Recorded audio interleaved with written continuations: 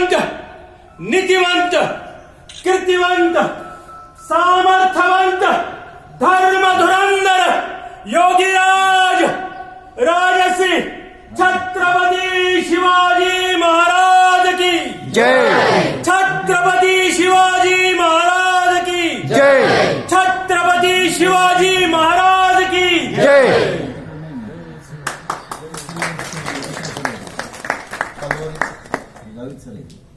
सह्याद्रीच्या क्षितिजावर उगवलेली शेकडो वर्षाची काळ रात्र चिरून स्वराज्याच्या मंगलमय प्रकाशाने अवघा आसमंत तेजवळून उजळून निघणारा शिवसूर्य म्हणजे छत्रपती शिवाजी महाराज.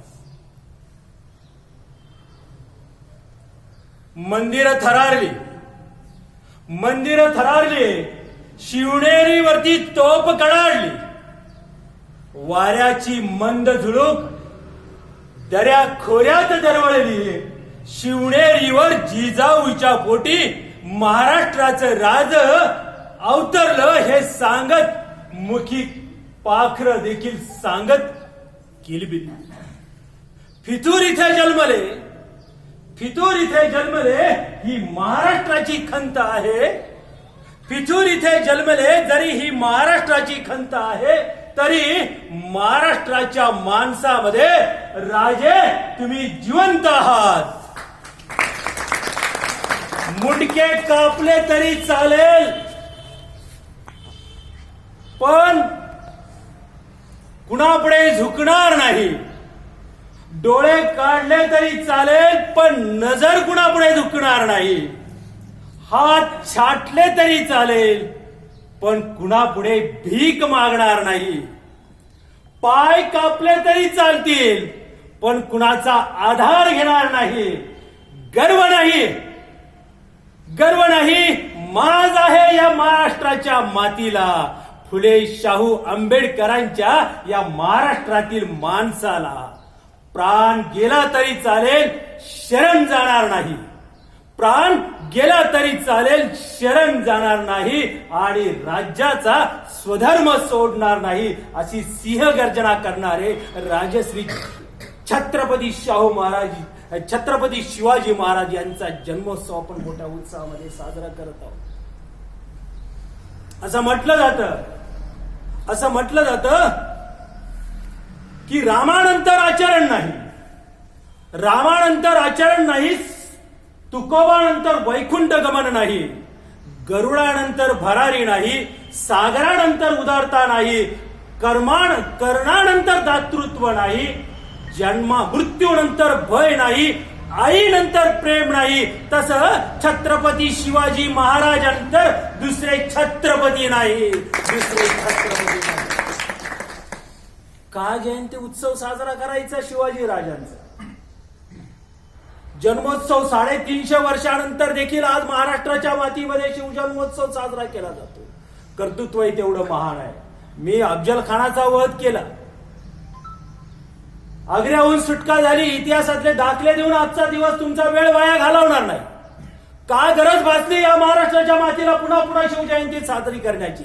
का गरज भासली या महाराष्ट्राच्या मातीला का आंबेडकर जयंती साजरी करायची? का गरज भासली या महाराष्ट्राच्या मातीला फुलेंची जयंती साजरी करायची? अरे हे महान व्यक्ती होते. हे व्यक्ती नव्हते, हा एक विचार होता आणि तो विचार या जनमानसामध्ये रुजवण्याची गरज आज निर्माण झालेली आहे. हा भरकटलेली समाज व्यवस्था आहे. या भरकटलेल्या समाज व्यवस्थेला जर जागेवर आणायचं असेल तर फुले, शाहू, आंबेडकर, छत्रपती यांचे विचार माणसामध्ये रुजवावे लागतील. नुसते जयंती साजरी करत असताना नुसतं त्यांच्या पुढे नाचून चालणार नाही, डीजे लावून नाचून चालणार नाही, तर त्यांचे विचार आपल्याला ती जयंती वाचून साजरी करावी लागेल. ही वेळ आलेली आहे म्हणून नाचून चालणार नाही, वाचून जयंती साजरी करावी लागेल. या महापुरुषांची मोठा बिकट परिस्थितीमधून सगळा देश आणि राज्य जात असताना या महापुरुषांची जी विचार आहेत ही आपल्याला मैलाचं दगड ठरतात. मित्र हो, लक्षात घ्या. फुले जयंती असेल, आंबेडकर जयंती असेल, छत्रपती शिवाजी महाराजांची जयंती असेल, सर गांधी जयंती असेल, आमचं सुज्ञ शासन त्या दिवशी आम्हाला सुट्टी देते. अरे ज्या लेकरांच्या हातामध्ये उद्या भारताचं भविष्य द्यायचं आहे आणि त्या महापुरुषांच्या जयंतीच्या दिवशी आम्हाला सुट्टी. त्या दिवशी महापुरुषांच्या जयंतीच्या दिवशी शासकीय कार्यालयांना सुट्टी. अरे ज्यांनी उभं आयुष्य वेचलं रे या महाराष्ट्राला घडवण्यासाठी, ह्या देशाला घडवण्यासाठी, आणि त्यांची जयंती पुण्यतिथीच्या दिवशी त्यांचे विचार ह्या विद्यार्थ्यापर्यंत, या लेकरांपर्यंत, समाजापर्यंत पोहोचवण्याची वेळ असताना शासन, सुज्ञ शासन आम्हाला सुट्टी देतं रे आणि आपण त्याचा आनंद घेतो. ही या महाराष्ट्राची शोकांतिका आहे, ही या देशाची शोकांतिका आहे. आणि असं म्हटलं जातं 3 गोष्टी आहेत. 3 गोष्टी आहेत सर आपल्या, की एक जी आपल्या हातात नाहीये. आपल्या हातात काही नाहीये. आपल्या हातात मृत्यू नाहीये. आपल्या हातात भूतकाळ नाहीये. ही एक गोष्ट. दुसरी गोष्ट जी आपल्या हातात दुसऱ्याच्या हातात असते. दुसऱ्याच्या हातात काय आहे? शासन सुट्टी देतं, मुलांना बोलावता येत नाही, शासकीय कार्यालयांना सुट्टी आहे, तिथं शासनाचं कामकाज चालत नाही.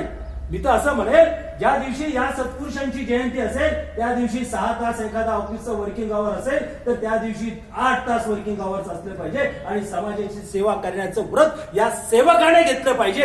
हा विचार आहे, हा विचार. अरे पण कधी येणार जाग ह्या महाराष्ट्र शासनाला, कधी येणार जाग या शुद्ध शासनाला? आज सगळीकडे रामाचा जयघोष चालू आहे, सगळं राममय वातावरण देशामध्ये झालेलं आहे. काही राम राहिला का?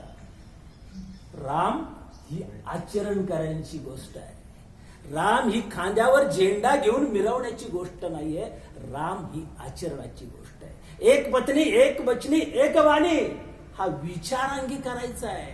मंदिरात जाऊन माथा टेकून फक्त जय राम, जय श्रीराम, जय शिवाजी, जय भवानी या घोषणा देऊन विचार आचरणात आणता येणार नाही. आणि म्हणून ह्या जयंती उत्सव साजरे करत असताना आपल्याला विचार आत्मसात करायचा. रयत शिक्षण संस्थेचे संस्थापक पद्मभूषण डॉक्टर कर्मवीर भाऊराव पाटील यांनी फार छान म्हटलंय शिवाजी महाराजांच्या बद्दल. असाच एक प्रसंग होता आणि ज्या वेळेला नाव देण्याचा विषय निघाला, मित्रांनो लक्षात घ्या, नाव देण्याचा विषय निघाला त्यावेळेला कर्मवीरांना म्हणतात, भले तर एखाद्या वेळेला मी माझ्या जन्मदात्या पित्याचं नाव बदलेल, पण कॉलेजला दिलेलं शिवाजी महाराजांचं नाव मी बदलणार नाही. कर्मवीरांचे उद्गार आहे. उगाच असं कुणी कुणाबद्दल असे उद्गार घेत नाही. विचार तेवढा मोठा आहे. आपल्याला माहिती आहे स्वातंत्र्य मिळालं, स्वातंत्र्यानंतर आपण त्या ठिकाणी ही स्वातंत्र्याची फळं चाखू लागलो आणि स्वातंत्र्यानंतर ज्या वेळेला इंग्लंडचा व्हाईसराय जो आहे तो व्हाईसराय फिलिप्स मॅसन ज्या वेळेला भारतात पुन्हा येतो आणि तो ह्या भारतामध्ये सगळा अभ्यास करतो, पाहतो इंग्रजांनी एवढे 150 वर्ष ह्या राज्यावर, ह्या देशावर राज्य केलं, काय आहे बरं या देशामध्ये. तो फिरला, पाहिलं आणि त्याच्या असं लक्षात आलं, एवढ्या अखंड महाकाय देशावर राज्य करत असताना इंग्रजांना हे कसं शक्य झालं. आणि मग त्यावेळेला तो इथून गेल्यानंतर त्याच्या पुस्तकामध्ये लिहितो, वाचा तुम्ही जरा, आर्मी इज इन इंडिया त्याचं पुस्तक आहे. आणि त्या पुस्तकामध्ये फिलिप्स मॅसन असं लिहितो की मी ज्या वेळेला ह्या भारतामध्ये पाहिलं 5000 राज्यकर्त्यांचा अभ्यास केला आणि 5000 राज्यकर्त्यांचा अभ्यास करून सर त्याने 3 नंबर काढले. 3 व्यक्तींची नावं त्यांनी काढले. 3 नंबरला होता बादशाह अकबर.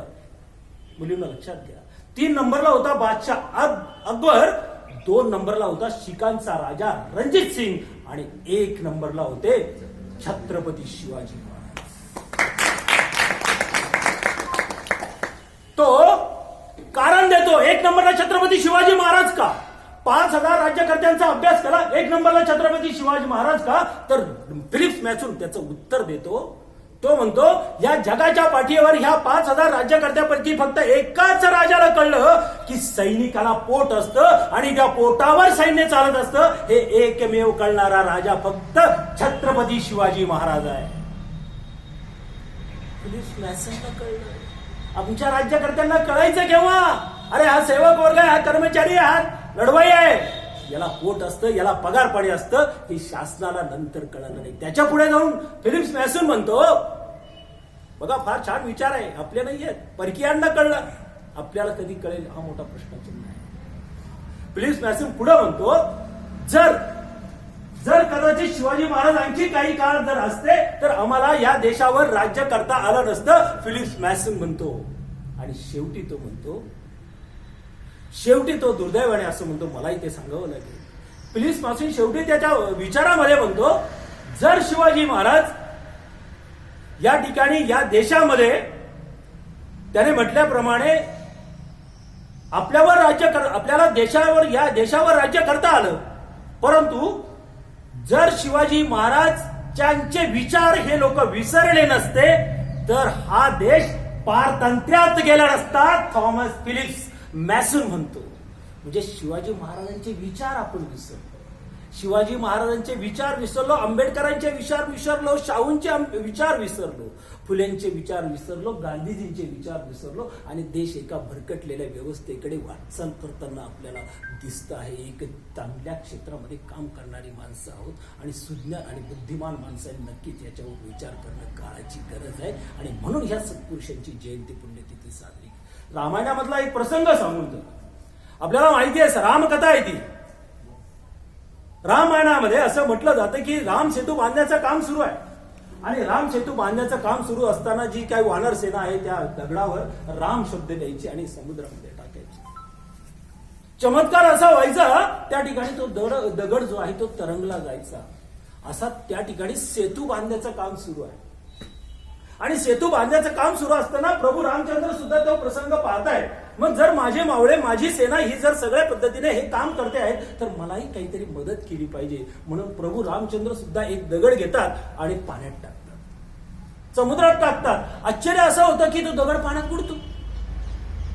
रामालाही आश्चर्य वाटतं, असं का घडतंय? जर माझ्या नावावर हा सगळा उपद्व्याप चाललेला आहे, खटाटोप चाललेला आहे आणि मी दगड टाकला पाण्यात तर पाण्यात बुडतो आहे. प्रभू रामचंद्र पुन्हा दुसरा दगड घेतात, पुन्हा पाण्यात टाकतात, तोही दगड बुडतो.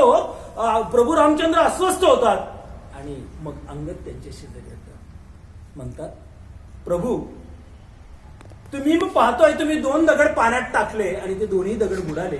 अंगद विचारतात प्रभू रामचंद्रांना. तेव्हा अंगद सांगतो, प्रभू रामचंद्रांना विचारल्यानंतर असं का घडलं? अंगद म्हणतो, बघा फार मार्मिक आहे. प्रभू, हे जरी तुमच्या नावावर चालत असतं, तुमच्या नावाने हा दगड जर तरंगत असला, अरे साक्षात रामाने ज्या दगडाला सोडलंय तो ह्या पाण्यामध्ये तरंगेल कसा? आणि म्हणून जर छत्रपती शिवाजी महाराजांचे विचार आपण सोडून या राज्यामध्ये वाटचाल करत असू, हे राज्य पुढे जाईल कसं, हा देश पुढे जाईल कसं? आंबेडकरांचे विचार आपण सोडले, फुलेंचे विचार सोडले. मी पुन्हा पुन्हा या महापुरुषांचं नाव घेईल कारण त्यांचं कार्य तेवढं महत्वाचं आहे. कार्यप्रणव ही व्यक्तिमत्व होती आणि म्हणून त्यांचा विचार आपण अंगीकारला पाहिजे. अरे दुश्मनालाही या शत्रू ज्यांच्याशी शत्रुत्व पत्करलं त्यांना सुद्धा हेवा वाटावा असं हे व्यक्तिमत्व होतं. औरंगजेब माहिती आहे आपल्याला, औरंगजेबाचं आपल्या मुलासाठी एक स्वगत आहे बघा, सांगून जाईल तो स्वगत औरंगजेबाचं आपल्या मुलासाठी. ऐक, हा तोबा तोबा क्यों फतेह हासिल होती है शिवा को. हा तोबा तोबा क्यों फतेह हासिल होती है शिवा को. हमारे पास क्या कुछ नहीं है, घोड़े बारूद तोपखाना सब तो है हमारे पास, फिर भी हासिल होती है शिवा को. शहजादे क्या ये तुम समझ पाओगे? शहजादे क्या तुम ये समझ पाओगे? इतना सब कुछ होने के बावजूद भी हमारे पास हमको हासिल नहीं होती. क्यों? तो ये आप नहीं समझ पाओगे, क्योंकि शिवा जो है अपनी ताकत, अपना दिमाग लगाकर सब जो काम कर रहा है, फिर भी हम जैसे लोग शराब, शबाब, नाच, गाना, इश्क, मोहब्बत में गिरफ्तार है और शिवा इन सब से दूर है. और इससे भी आगे जाकर के उन्होंने किले बनाए और उसके पास जो लोग हैं, जी पर जान नौछावर करने वाले लोग हैं.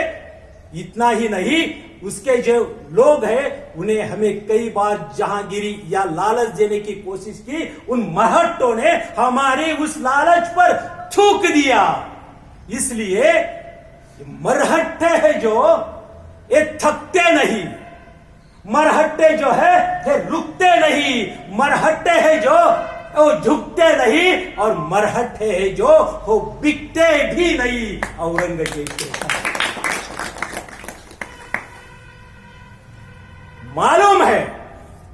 मालूम है कि शिवा मगरूर है, धोखेबाज है, लेकिन उसका चाल चलन दूध की तरह साफ और सूरज की तरह चमकदार है।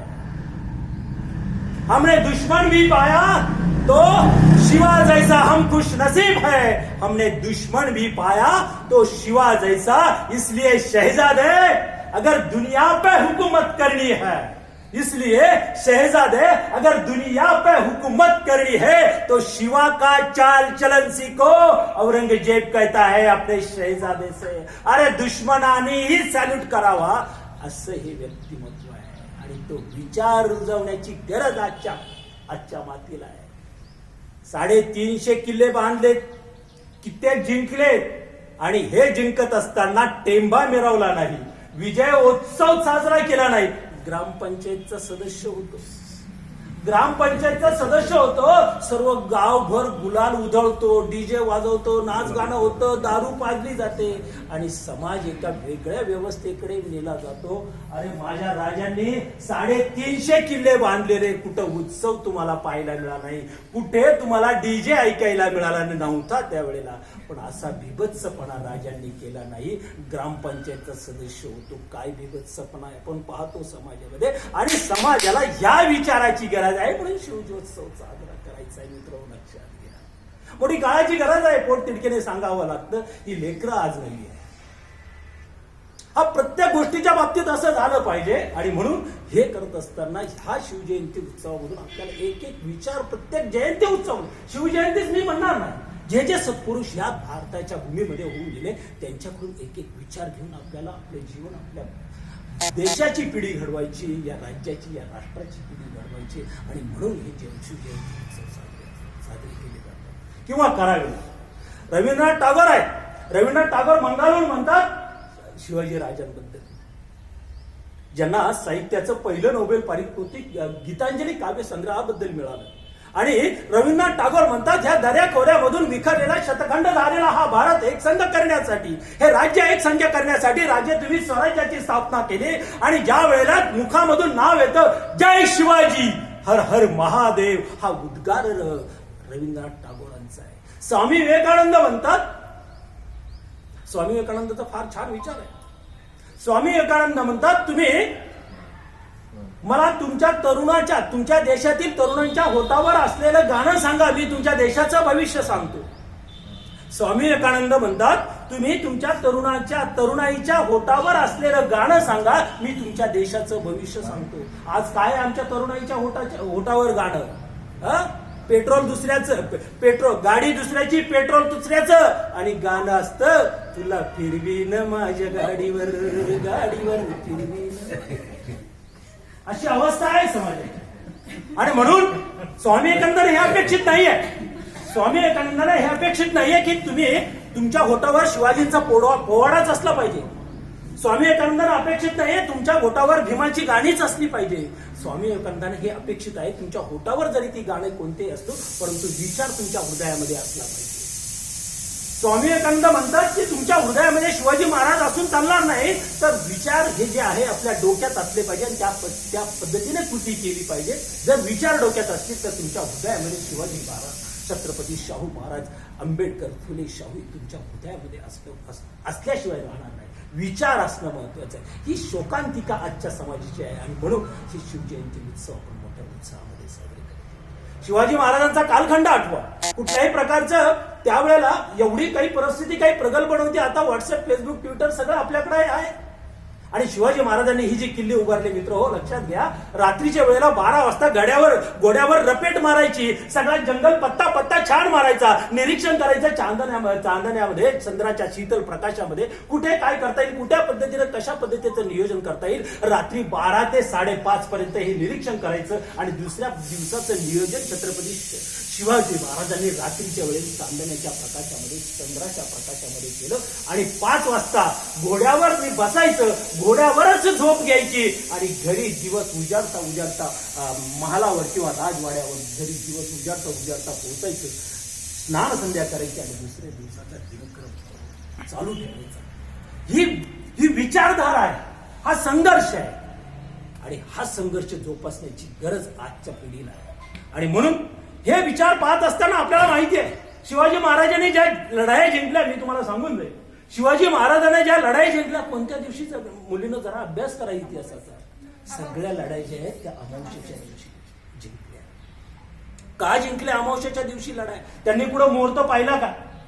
कुठं मुहूर्त पाहिला का? कुठे 36 गुण जळवले का? कुठे मंगळ पाहिला का? कुठे शनी पाहिला का? अरे नाही पाहिला, नाही पाहिला. अमावस्याच्या दिवशी कोणता मुहूर्त असतो सर? फक्त एकच ध्येय होतं, मला समोरच्या शत्रूला नेस्तनाबूत करायचंय आणि माझी प्रजा मला सुखी ठेवायची. त्यासाठी किल्ले बांधले आणि त्यासाठी शिवाजी राजे लढले. अमावस्याच्या दिवशी लढाया जिंकल्या. अमावस्याच्या दिवशी कुठलाही मुहूर्त नसतो. शिवाजी राजांनी अमावस्याच्या दिवशी लढाया मुठभर सैन्य घेऊन लाखो करोडो जी काही घोडदोळ असेल तेच सैन्य आपल्यावर चालू आहे. त्यांच्याशी दोन हात करण्याची ताकद, अंधाराचा फायदा घेऊन राजांनी अमावस्याच्या दिवशी लढाया लढल्या. आज आपण तंत्रज्ञान, पाणी अडवा पाणी जिरवा बोलतोय. अरे माझ्या राजांनी 350 वर्षापूर्वी हे सगळं अंगीत आणलंय आणि कृतीत आणलंय. प्रत्येक गडावर चला, कोणताही गड पहा, तिथं पाण्याची अगोदर व्यवस्था केलेली आहे. पाणी साठवणूक राजांनी